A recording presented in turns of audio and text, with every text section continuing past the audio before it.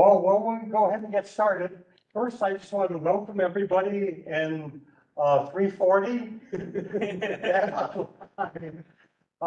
for the CERB CASA Moon Planetary Sample Science Seminar. This is for the spring of 2024, and our schedule is pretty much full for the whole semester.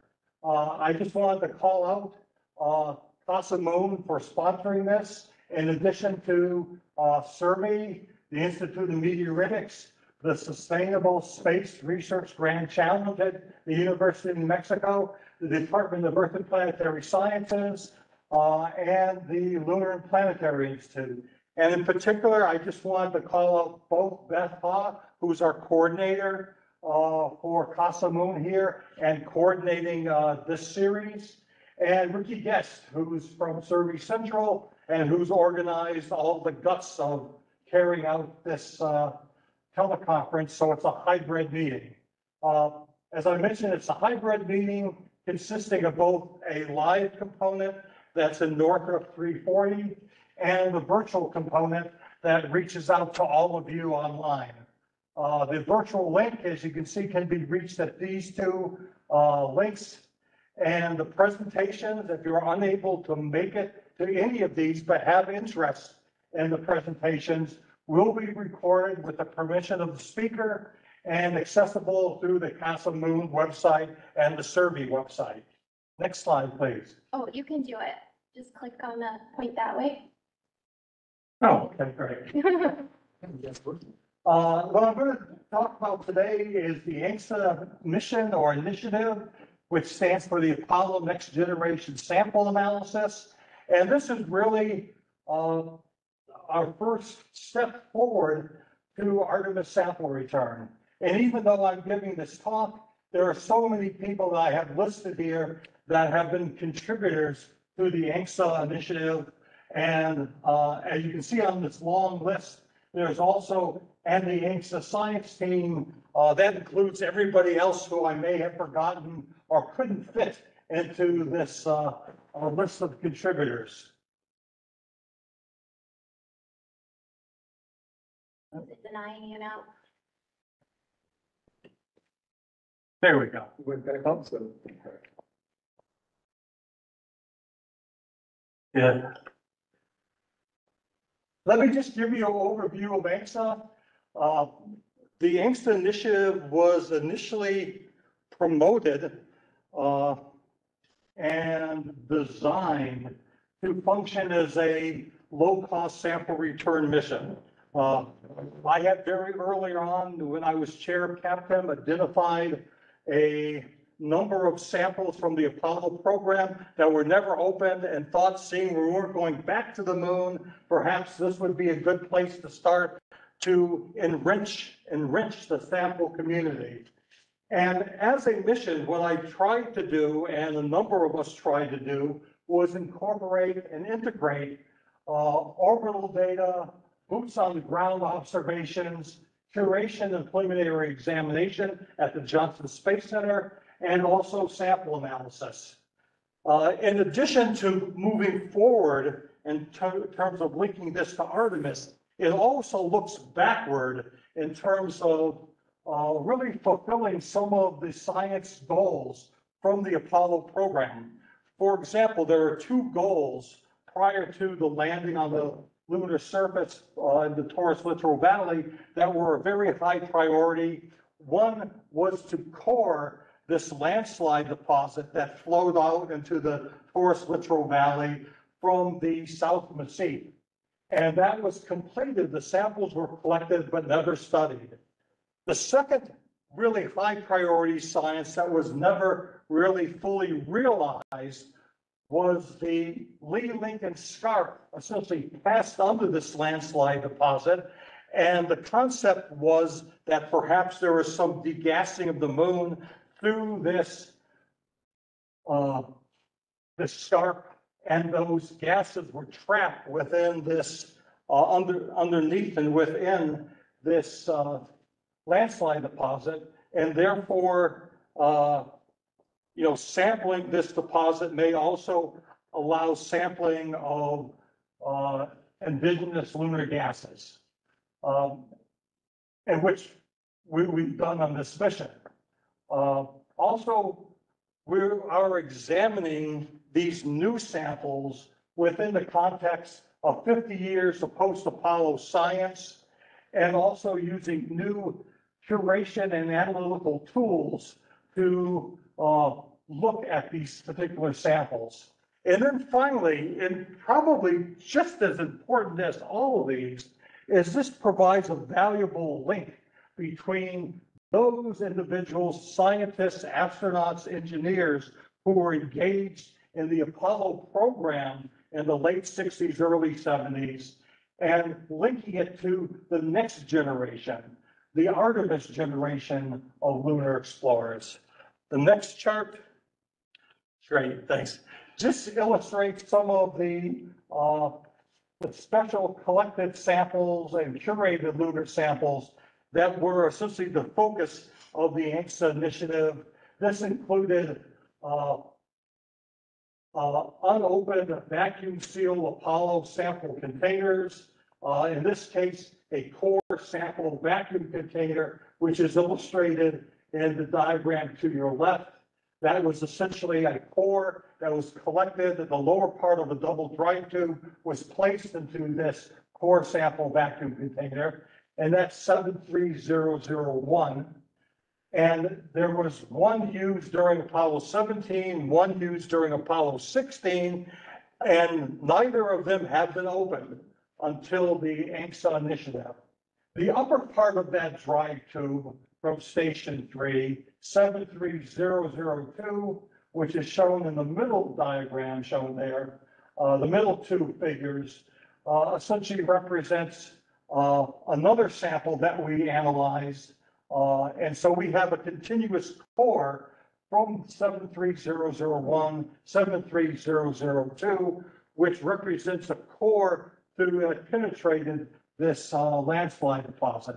And then finally, we had a series of frozen Apollo samples and subsamples from the deep drill core, permanently shadowed soil samples, and a variety of vesicular basalts that had been frozen upon their return by Apollo 17, a month after the return, and placed in the cold storage for 50 years at minus 25 degrees C. Next chart.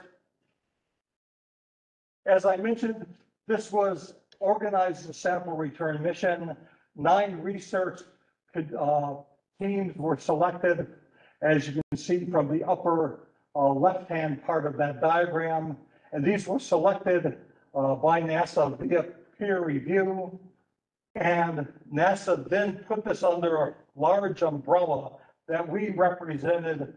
All the teams were integrated to form an ANGSA science team, an engineering team, under the science PIs of Francis McCubbin and me, Chip.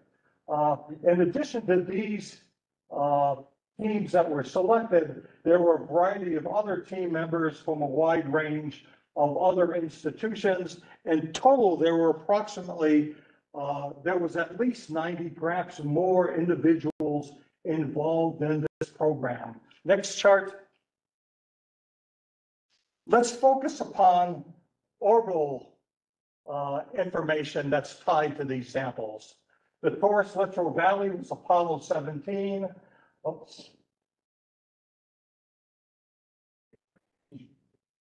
And it's shown on the image to your left. And that the Apollo 17 site is in was the Taurus Littoral Valley. And it's illustrated to your right on the southeastern side of Mare Serenitatis, and that red box right there. And it's a little bit south of the littoral crater, which I'll show in the next slide. And it's within the Taurus Mountains. that are to the west and surrounding Mare Serenitatis, and they are a dynamic response to the formation of the Serenitatis Basin at about 3.8 to 3.9 billion years ago. Next chart just illustrates again a little bit closer image of the Taurus Littoral Valley and where the Apollo 17 lander landed, shown by that arrow. You can see the Littoral crater up to the north part of this diagram, and the SM, NM, and SH represent terrains surrounding the Taurus Littoral Valley. Define it: the North Massif, the Sculptured Hills, and the South Massif.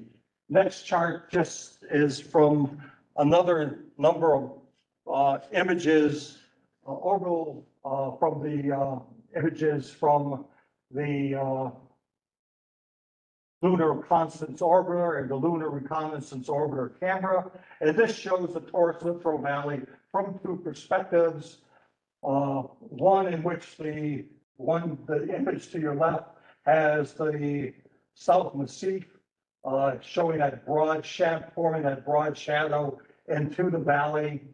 And that's the South Massif is on the right-hand side of that image, with the Sculptured Hills to the kind of the northern part of the valley, and the North Massif near where it's pointing the lunar module. The other diagram shown here is again the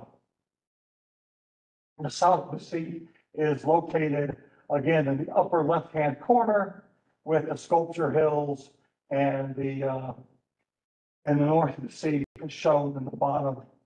One point I'd just like to make is, well, I'll show it to you a little bit later. Next chart. This is just a geological map of the Taurus Littoral Valley that was made in 1972. This is a product of the USGS, and this illustrates this landslide deposit coming off the South Massif in yellow. Essentially the highlands making up the Taurus Mountains, shown in brown and light brown, and then the valley itself, which is shown in that grayish sort of color, which is primarily dominated by high titanium basalts. Next chart. Just a flyby that you're flying over, again, the landslide deposit at the base of the South Massif, and then along the Lee Lincoln Scarp. And this was produced by the folks at the Goddard Space Flight Center and sent to me by Noah Petro. And for those of you, can I have next slide now, who are kind of interested, well, I'll show you, I'll talk about this in the slide after this. This is some work done by Dan Moriarty from remote sensing data that he utilized to better understand the South Massif and the landslide deposit. And you can see the data that he utilized is from Kaguya and the L Rock WAC image. And the data that he shows, again, on to the left, this illustrates the range of composition of the South Massif and the landslide deposit, which is generally lower than an FeO than the floor of the valley, a little bit less in terms of CPX, lower in olivine, lower than orthopyroxene, but again, it has a higher abundance of plagioclase.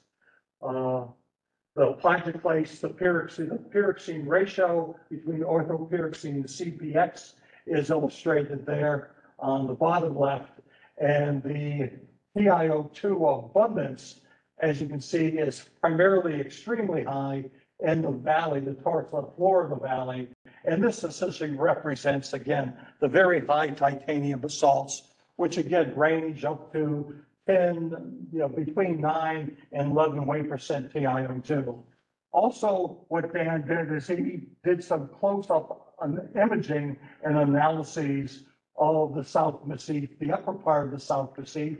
And as you can see from his imaging, from again, the Kaguya data, the proportion of orthopyroxene abundances is fairly high in addition to plagioclase, but it's extremely variable within the South Massif. The next chart, what I'd like to do now is just talk a little bit about feet on the ground. And one of our team members actually collected these samples and did the geology within the Taurus Littoral Valley, Harrison Schmidt. This is a LROC image just illustrating the Challenger descent stage shown there. And at least some astronaut tracks essentially around the vehicle, and essentially this is Station 1 for this mission. The next chart just illustrates the EVA traverses that were made. EVA 1 essentially involved Station 1. It was primarily the first EVA, getting the lay of the land, putting in a variety of analytical tools on the surface, such as seismometers, etc. The second EVA is shown in red and orange. It includes Station 2 at the base of the South Massif, where there were a number of boulders that were collected, documented, and worked on. Station 3, which again was the samples from Station 3, were the target, is the target for the ANGSA initiative. And then Station 4, which is the famous Shorty crater site, where the orange glass was documented and sampled. And then finally, they returned to the landing module. And then Station 6, 8, and 9 are shown here, which represents traverses and sampling along the North Massif and part of the Sculpture Hills. Next chart. What's great is having boots on the ground, and this is from Harrison Schmidt, where he essentially examined the geology of this landslide deposit. Again, in diagram A, what you see is landslide deposit, and you can see it's a light mantle deposit, and and it comes out from the base of the South Massif. Diagram, let's go down to C, which just illustrates where Shorty crater was, where Station 3 is, and Station 2, which again contained many fairly large boulders from the South Massif, and Station 3, where the double drive tube was collected, is right near Laura crater. Also, and now we go to B. If you look at B, you can see there's a light mantle deposit, which appears to be a younger landslide deposit, and that lays upon an older light mantle deposit or older landslide deposit underneath that. So ideally, what one had was at least two, perhaps more than two landslide deposits coming off the South Massif. The next chart just again illustrates the samples that were utilized during the ANGSA initiative. Again, this is two images of the Taurus Littoral Valley. The red star is Station 3, where 73001 and 73002 was collected. Station 4 in orange is again the Shorty crater site, and the green data points are from our locations where frozen samples were collected. This also illustrates the Lee Lincoln Scarp shown there. And one other point I kind of want to make, you see this Bear Mountain that wasn't visited on any of these traverses at all, but that was named after Bear Mountain in southern Mexico near Silver City by Jack Schmidt. Next chart. These just illustrate, at least initially, some of the samples that were collected from around and during the second EVA. The image to the upper left is a boulder from Station 2, and this is the boulder that contains the very famous dunite from Apollo 17 that occurs in this breccia.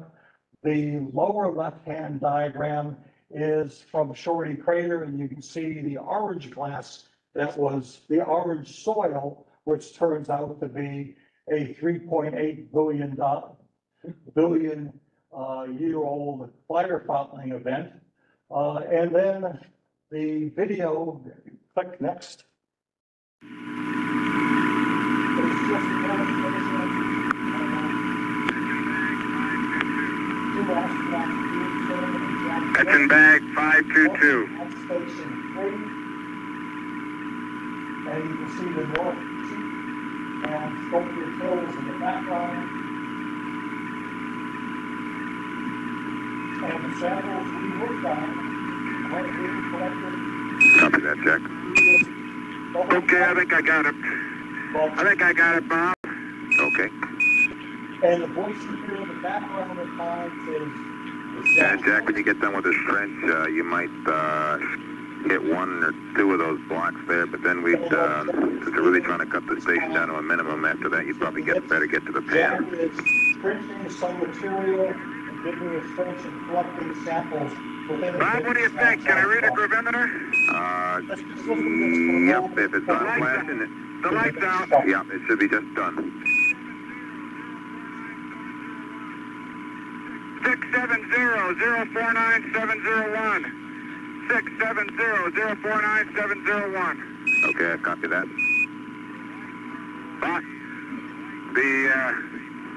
The white marble in the white fraction in the marble zone in 523. Yeah.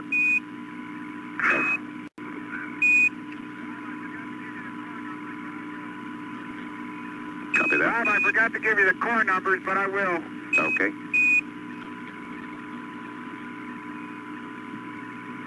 And don't forget to put your little note in the long can there. Oh, I'll get the note in there. I'll get it in there.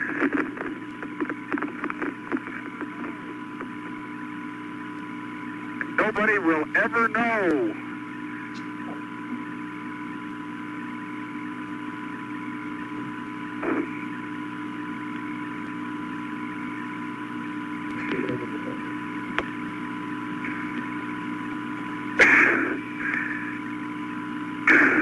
Gene Cernan extracting the drive tube.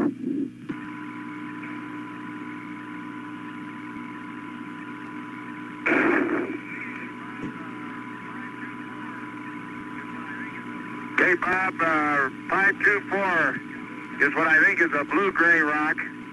Probably the breccia. It's got a little dust covered. Copy that. From just off the rim of this little crater.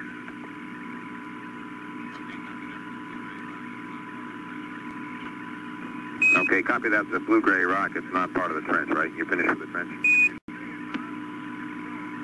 Yes. If you see it, Bob, it's full. See that?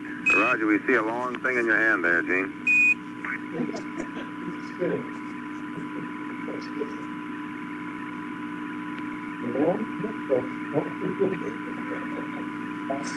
Yeah. Well, I didn't think that was supposed to happen.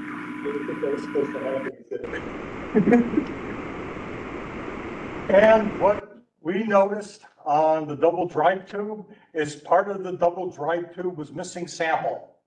And clearly it may have been lost during surface operation. And that was at the base of sample 73002. Also, Jack's statement of no one will ever know, but we do now. Let's go ahead on to the next step. We talked about looking and missions from orbit, integrating that with boots on the ground, and now the really important part, tied to curation. And just this one thing that JSC did extremely well, gearing up for the ANGSA initiative, is they essentially, core samples had not been processed or examined during PE since the early 1990s, maybe 1990, 1991. So there was a whole new group of staff people who had to be trained. Some of the tools that were used for extruding material needed to be taken out of storage and reconfigured and repurposed and redesigned to some degree. And this just illustrates, the various steps taken to practice doing core extraction and core examination with a new group of people who have not done any of this in the past. And so many of these people are now looking forward to examining core collected during Artemis. Next chart. In addition to all the manpower that was involved in doing the examination and extrusion of the core, there are new technologies utilized. And this is one I'm going to show you that was done extremely effectively. What you see here on the left and the right, those were X-ray images taken of the 73002 core in the early 1970s as part of the preliminary examination. And you can see big ghosts of lithic fragments within that core. You can see the relationship in terms of how much of that core fills the drive tube.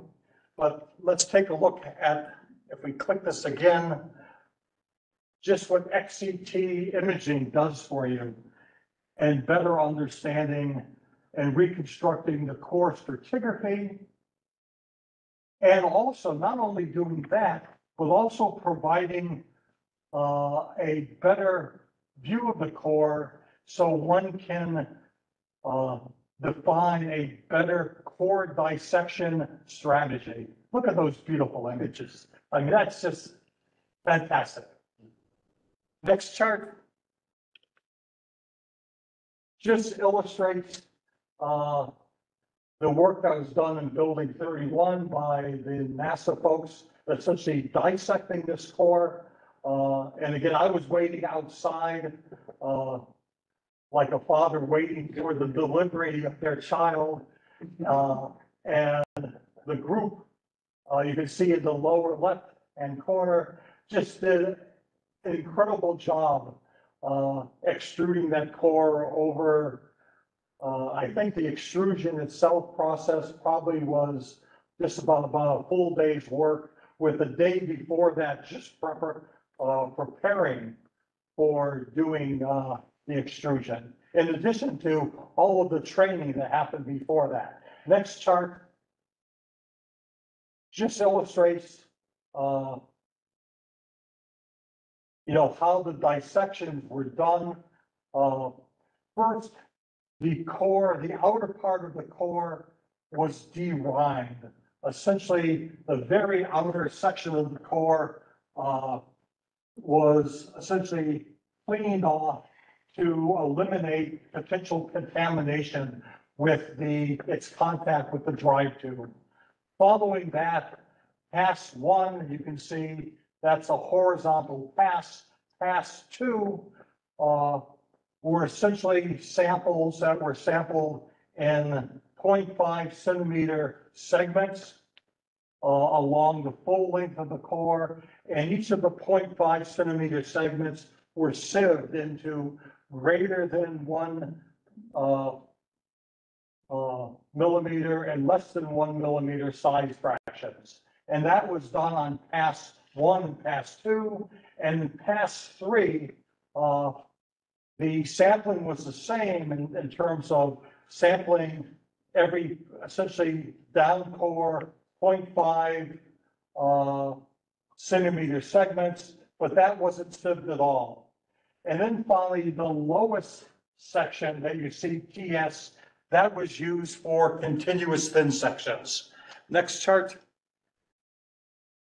This illustrates that during dissection, and this is one of the surfaces that was dissected, in addition to describing each 0.5 centimeter section down the core, the sample was sieved, and on the B chart that you see there are a variety of greater than 1 millimeter lithic fragments within the regolith. They were sized, photo documented, and the largest ones that were greater than 4 millimeters in size were imaged using XCT imaging. Can we just, let me see if, okay, go ahead. Yeah, great. And the upper two, D and E, just illustrates images that were taken by XCT imaging that allowed us to identify to some degree what those lithic fragments were, to classify them, and then individual team members and groups were then able to request thin sections of those. On the bottom right-hand corner, you can see, the video of one of the lithic fragments that were XCT'd, again, at the Johnson Space Center using their XCT facility. And again, this opened so many horizons to science in terms of identifying important lithic fragments that one could analyze. Next chart. In addition to that, we had a group from the University of Hawaii come in and measure essentially reflectance data from outside of the nitrogen glove box that the core was being processed in. And they were able to link reflectance data. You can see the far right that shows a reddening at the upper part of this is core 73002, and a flattening or below that. And this is really closely tied to maturity of the regolith, in which the upper portion is fairly mature regolith with an I sub S FeO of about 60 to 70, where primarily most of the core below that has I sub S FeO, which is between 10 and 20. And so this was not done during the Apollo program, was done here, and it really does have an impact on potential sampling, because as you can see, there appears to be a contact between the very mature regolith making up this core and the far immature regolith. And you can see that contact is at some angle to the length of the core. Do you know what ISFeO is, the measure? I mean, what is that, ISFeO? It's essentially a measure of the intensity of the magnetic properties normalized to FeO. Basically a metal to FeO ratio. Yeah, Metal to yeah, FeO. so that's what essentially is. That's what I wanted. And that's the nanoparticles that are made in a glutenase. Next chart. In addition, the preliminary examination carried out by the ANGSA team. Some of it is shown here where we took one of these continuous thin sections. This is 73002, and we had pairs of thin sections made. One pair went to the University of Manchester. The other pair went to Washington University, St. Louis, and substantial SEM and electron microprobe imaging and analyses were done on these continuous core, identifying other lithic fragments within that core from a variety of scales. From, you can see here, marl basalts, impact belt breccias, a wide range of glasses were identified in this thin section. Next chart. Now, one problem that Apollo didn't have to face, which we did, is this double drive tube. The lower part of the double drive tube, 73001, was placed on the surface of the moon in this. The double drive tube example is shown in the upper left-hand corner. And those were placed, once they were collected, within this core sample vacuum container and sealed on the surface of the moon. The core sample vacuum container has a stainless steel razor kind of edge and an indium seal that essentially sealed it. Once that container was returned to Earth, it was placed within the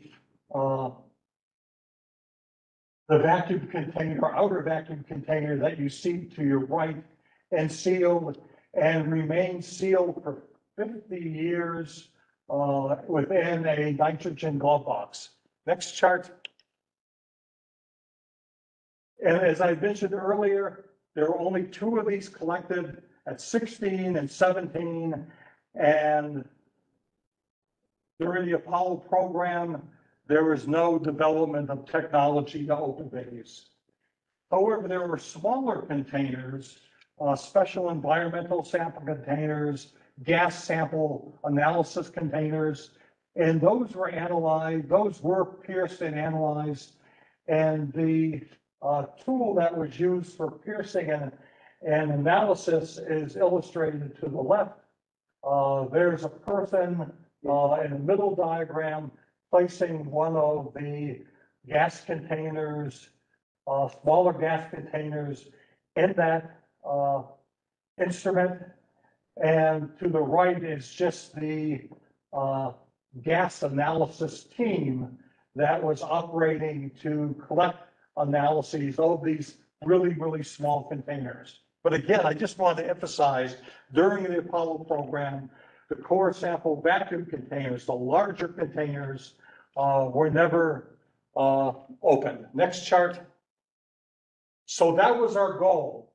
And through, some inspirational back of the napkin diagrams over beers, Zach Sharp really put together, some potential ways that we could potentially open these, and these involve perhaps a gas manifold that would sample the gases. And the Washington University St. Louis team put together and built the gas manifold, shown in the upper left-hand corner. And it's in a clean lab on the bottom left-hand corner. And then it was really inspirational of our group to involve ANGSA within our team. And they built and designed this piercing tool, essentially to use this tool to pierce this core sample vacuum container and sample the gases. Next chart. Just to illustrate some of the components, the upper 2 diagrams that just illustrate the different components of the manifold. And again, the lower part just illustrates the manifold itself once it was built. And this was images taken at Washington University, St. Louis, and this was transported from St. Louis to Houston to be utilized to collect gases from this core sample vacuum container. The next chart just illustrates the piercing tool in the upper left-hand corner, which the various components of the piercing tool. If you go ahead and look to the 1, 2, 3, 4, 5 images, photographs to the right, that just illustrates the various components within the piercing tool that was utilized to collect the gas. And the diagram in the lower left just illustrates how this is assembled, where the red tube on that represents the core sample vacuum container. And could you click that again? I think this, no. It just, Oh, it's a video. There's a play button down in the view. and that the core sample vacuum container was placed in within a holder. Then that was placed in a vacuum container, and that was then placed within brackets. And you can see the purplish blue knob is essentially utilized to manually turn, to essentially put a hole in the base of that core sample vacuum container. And while we were all waiting for something to happen while we were turning it, we all of a sudden heard this pop, which was a nice clear pop that we essentially had opened that and sampled the gas. Now there is a sequence. Yep. Oh, and this is just, again, in the clean lab, Ryan Ziegler next to the manifold connected to the piercing tool, and sampling gas once the piercing tool pierced the core sample vacuum container. The next chart just kind of shows the sequence that essentially on A, we had this outer vacuum container. B, we connected that vacuum container to the manifold and sampled the gases within the outer vacuum container. Then the outer vacuum container was isolated from the core sample vacuum from the manifold, brought in the clean room, and within a nitrogen glove box, it was open, and the core sample vacuum container, which you can see in D, was pulled out, placed within the core sample, within the piercing tool. That was pierced. Once all the gas was pumped out of the piercing tool, the core was, the core sample vacuum container was placed back within the nitrogen glove box where it was opened, and the core was extruded from the dry tube where the small containers of gas for part of the preliminary examination of the gas were sent to Zach Sharp at Washington at University of New Mexico, and the group at Washington University for noble gases. Next chart. In addition to the core sample, JSC built a clean lab within a freezer to process cold samples. These are two images, and again, the curator, the image to the right illustrates the small little nitrogen glove box that the samples were processed in within this freezer at essentially between -20 and -25 degrees C. And then these process samples were shipped to individuals on the team who requested samples. And again, what's really, I think when one looks ahead to Artemis, one probably doesn't want to process samples where one subjects the curation staff to these really cold temperatures. Perhaps one can have a cold nitrogen glove box within a little bit more more room, a room that's more compatible for human survival. Next slide.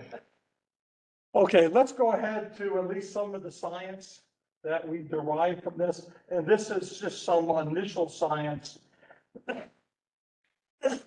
And what I really do not want to do is I just want to point out some of the data and not really scoop some of the authors who are driving some of the science. This is a combined stratigraphy of the landslide deposit represented by 73002, the upper part, and the lower part, 73001, assembled by Newman, who's a graduate student at Washington University. And this links a number of data. It links the XCT imaging, the reflectance data, the OMAT, which is derived from the reflectance data, which is linked to maturity, the I sub S FEO, the agglutinate percentage for downpour, and that was derived from Steve Simon, the beryllium isotopic values downpour, in addition to Mason Newman's wide range of chemical analyses that he's done downpour. And again, this will be released by Mason and hopefully the near future. Next chart. What was a really fantastic experiment, which, you know, I didn't plan on doing within our science plan, but this was designed by Paul Lucy, in which he wanted to look at the water content making up the regolith. And this is from data that he was derived from 73001. This was the core that was within the core sample vacuum container. It was processed within the nitrogen glove box, but then it was moved to another nitrogen glove box prior to thin section making. And there was his camera placed in there to look at reflectance spectrum at a wavelength that corresponds to the water content within the regolith. And again, he noticed, at least in the spots that he analyzed on day one, that there was essentially no water signal. And the water signal is essentially that little valley that you see in the spectrum. On day two, prior to venting, all of a sudden water appeared. And where did that come from? It apparently may have come from the camera, that the camera was degassing and contributing some water to this nitrogen glove box. And then finally, they vented the chamber and brought nice, humid Houston air into the glove box. And you can see that the water content increases even more with that increasing valley. Again, illustrating, at least for the detection limit of this approach, they did not find any water using this approach.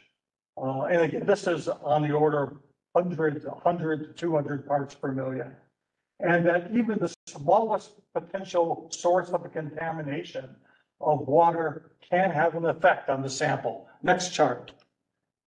In addition, as I mentioned, there was a sample was sent to Zach Sharp at UNM to do analyses of a broad range of gases.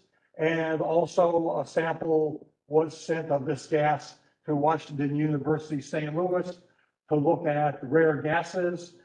And kind of the conclusion from the preliminary analyses is that there was some leakage of lab gas into the sample, but also there perhaps was a lunar gas component. And so potentially the core sample vacuum container was sitting there in the glove box for 50 years, perhaps leaking at least some lab gas, but there was a lunar gas component that was preserved. Next chart.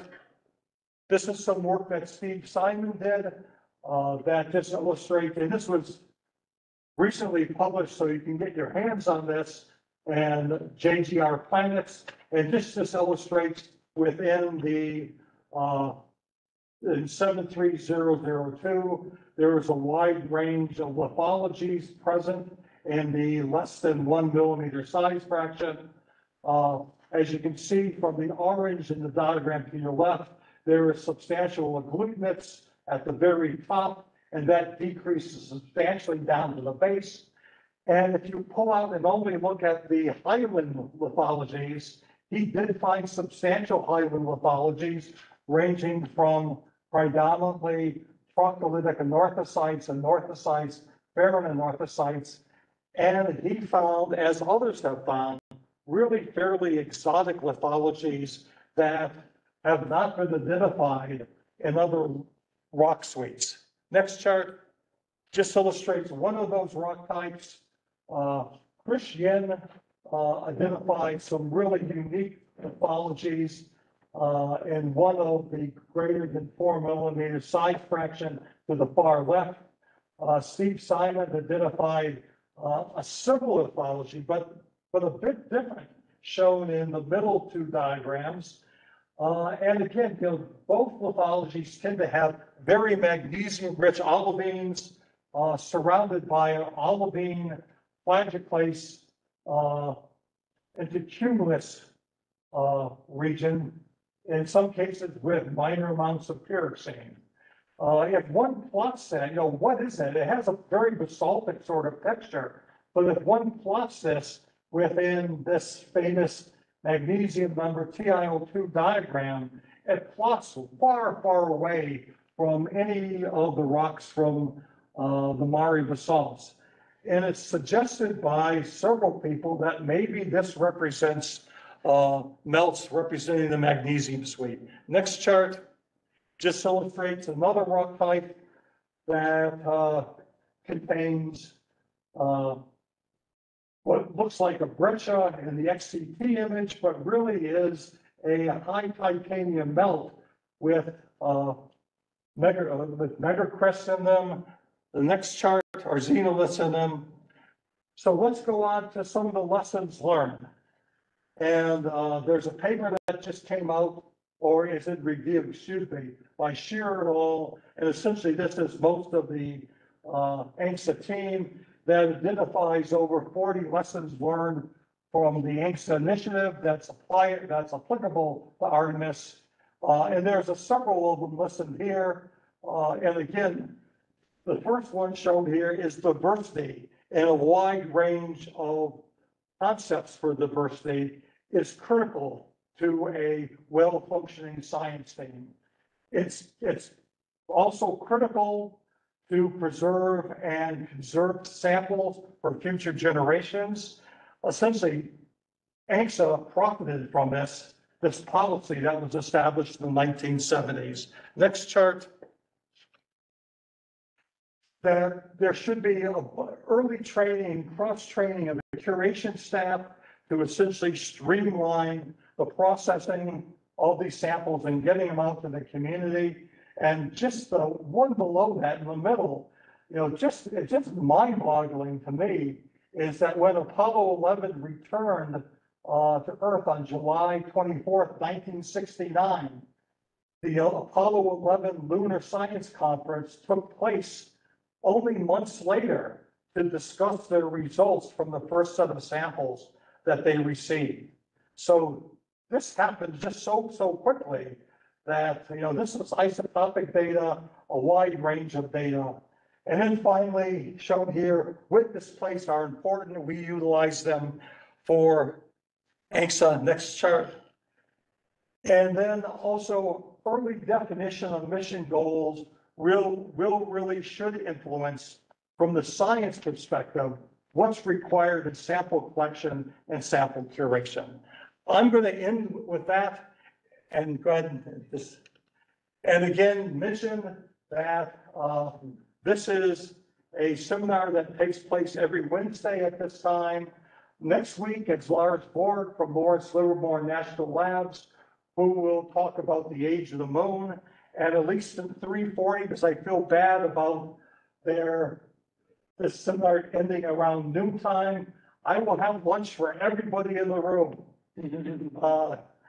next Wednesday. And then, of course, there are a series of talks on the 14th, 21st, and 28th tied to volatiles, one tied to volatiles and basalts, one tied to volatiles and felsic magmas, and 3 tied to volatiles and impact processes. And then finally, a talk on March 6th before LPSC, which focuses upon regolith and using regolith to build building blocks for habitats. That's all I had. And again, I can take some questions for a few minutes. Mike. So 73001 and 2 represented a continuous core Yes. of how deep? 70, well, it penetrated a depth of 70 centimeters. Of course, in the upper part of the drive tube, we lost probably maybe a third of that or a quarter of that. How did they maintain the integrity for the thin sections? How did they maintain the integrity of the core? Did they do vacuum impregnation in place or something, or? Well, again, there is some shrinkage of the core just through extruding the core. So there's a potential issue there. Well, there is an issue there. And then they vacuum impregnated the core, what was left, and then cut that into thin sections. That's very similar to how they process 73 or 74001, 74002 that you're working on. Any other questions from out there? There's a question online from Austin Partridge that asks, where can we go to read about those new rock types found in the core sample? Well, at least at this stage, you can go to LPSC abstracts over the last 2 years to 3 years. There are, however, and there will be other talks on these at the next LPSC.